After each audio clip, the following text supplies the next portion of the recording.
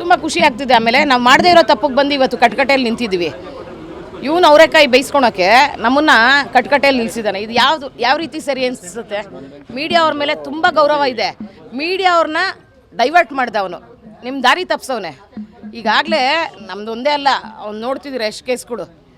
ಒಂದು ಚಿಕ್ಕ ಮಗುನ 9th ಸ್ಟ್ಯಾಂಡರ್ಡಲ್ಲಿದ್ದಾಗ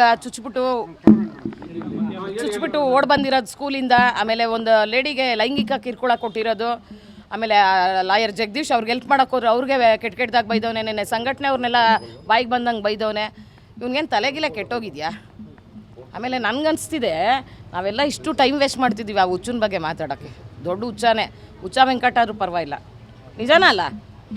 ಆಮೇಲೆ ಅವ್ನು ನಮ್ಮ ಲೆವೆಲ್ಲೂ ಅಲ್ಲ, ಅವ್ನು ಯಾವ ಕಿಲಾಡಿ ಅಂತ ನಾವು ಚುಚ್ಚಕ್ಕೆ ಹೋಗ್ತೀವಿ. ಫಸ್ಟ್ ಆಫ್ ಆಲ್ ಪಾಪ ರಘು ಅವರು ಲಾಸ್ಟ್ ಮಂತ್ ಆಗಿರೋ ಬರ್ತ್ಡೇ ವಿಡಿಯೋ ಕೊಟ್ಬಿಟ್ಟು ವೈರಲ್ ಮಾಡ್ತಾರೆ. ಅವ್ರಿಗೂ ಫ್ಯಾಮಿಲಿ ಇದೆ, ಮಕ್ಕಳು ಟಿ ವಿ ನೋಡ್ತಿರ್ತಾರೆ. ಮಗು ನಾಳೆ ಸ್ಕೂಲ್ಗೆ ಹೋದಾಗ ಡ್ಯಾಮೇಜ್ ಆಗಲ್ವಾ?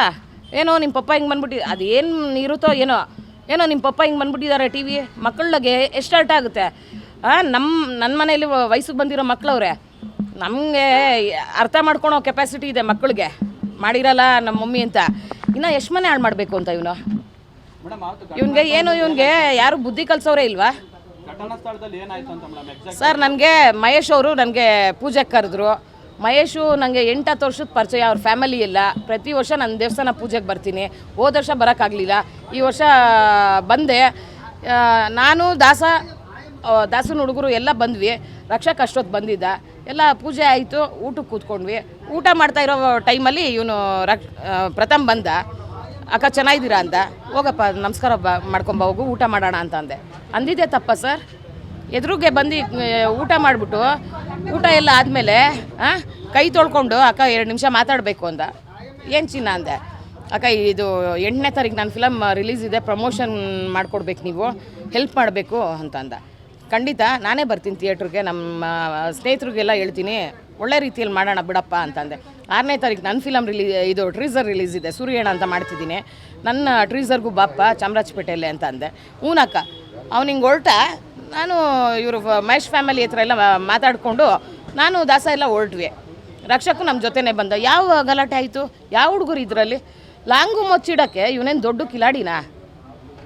ಹಿಂಗೆ ಚಿಟ್ಕೆ ಹೊಡ್ಕೊಂಡು ಏನು ಸರ್ ಅಂತಾನೆ ಅವನು ಪುಡಾಂಗೋ ಏನೋ ಅಂತಾನಲ್ಲ, ಏನು ಅವ್ನು ಲ್ಯಾಂಗ್ವೇಜು, ಆ ಸ್ಲ್ಯಾಂಗ್ ಲ್ಯಾಂಗ್ವೇಜ್. ಇವನು ಹೀರೋ ಅಂತಾರ ಯಾರಾದರೂ? ಆಯಪ್ಪನ ಕಷ್ಟ ಡಿ ಬಾಸು, ಆಯಪ್ಪನ ಕಷ್ಟ ಅವನಿಗೆ. ಇವನು ಅವ್ರ ಹತ್ರ ಅವ್ರ ಮುಂದೆ ಚಾಲೆಂಜಾಗಿ ನಿಂತ್ಕೊತಾನ.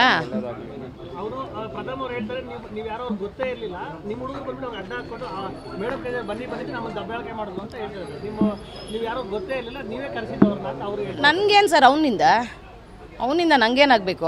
ನನ್ನ ಮನೆಗೆ ಊಟ ಹಾಕ್ತಾನ, ಬಟ್ಟೆ ಕೊಡ್ತಾನ? ಹೇಳ್ರಿ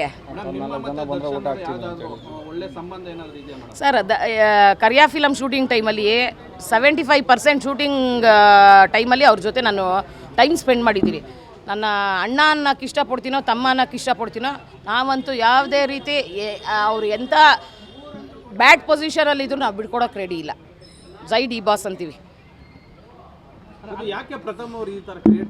ಅದೇ ಸರ್, ಪಬ್ಲಿಸಿಟಿ ಬೇಕಲ್ಲ. ಆಮೇಲೆ ಹೇಳ್ನಲ್ಲ, ಅವನೇನೋ ಒಂದು ಮೀಡಿಯಲ್ಲಿ ನೋಡಿದೆ, ಸಿದ್ದರಾಮಯ್ಯ ಅವ್ರಿಗೆ ಹೇಳ್ಬಿಟ್ಟು ಈ ರೌಡಿಗಳಿಗೆಲ್ಲ 1,000 ರೂಪಾಯಿ ಕೊಡಿಸ್ಬಿಡಿ ಅಂತ. ನಮಗಲ್ಲ, ಇವನಿಗೆ ಕರ್ಕೊಂಡೋಗಿ ಮೆಂಟಲ್ ಹಾಸ್ಪಿಟ್ಲಿಗೆ ಹಾಕ್ಬಿಟ್ರೆ 2,000 ರೂಪಾಯಿ ಕೊಡ್ತಾರೆ ಪಬ್ಲಿಸಿಟಿಗೆ. ಈಗ ಅವ್ನ ಮಕ ನೋಡ್ಕೊಂಡು ಯಾರು ಫಿಲಮ್ಗೆ ಹೋಗ್ತಾರೆ? ಪಬ್ಲಿಸಿಟಿಗೆ ಇದೆಲ್ಲ ನಿಜಾನಾ? ಯಾರು ಸರ್? ಅವನೇನು ಹೀರೋ ಇದ್ದಂಗೆ ಇದಾನ? ಆಮೇಲೆ ಆ ಹುಚ್ಚುನ ಬಗ್ಗೆ ನಾವು ಮಾತಾಡ್ತೀವಿ, ಟೈಮ್ ವೇಸ್ಟು, ಬೇಜಾರು ಮಾಡ್ಕೊಂಬಿಡ್ರಿ. Thank you. ಎಲ್ಲ ಮೀಡಿಯಾವ್ರಿಗೆ ಒಳ್ಳೇದಾಗಲಿ. SS TV ಸಿನಿಮಾ ಜಗತ್ತಿನ ಕ್ಷಣ ಕ್ಷಣದ ಸುದ್ದಿಯೊಂದಿಗೆ.